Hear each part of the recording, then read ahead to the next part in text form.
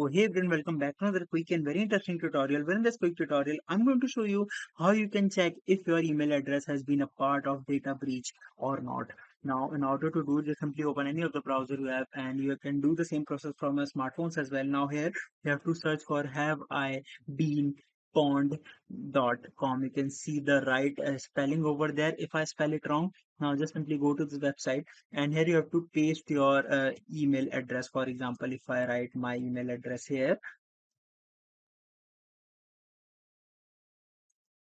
and once I hit check, it will tell me if my email ID have been on a data breach or not. You can see I have one data breach that my email ID have been suffered from, and when you scroll down, it will provide you with the details of that particular data breach as well.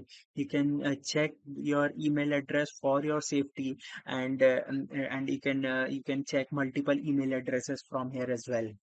Alright, so that's it for this tutorial. I hope this video will be helpful for you. Make sure to hit the like button and subscribe button for more such helpful and interesting tutorials. See you in the next one. Take care.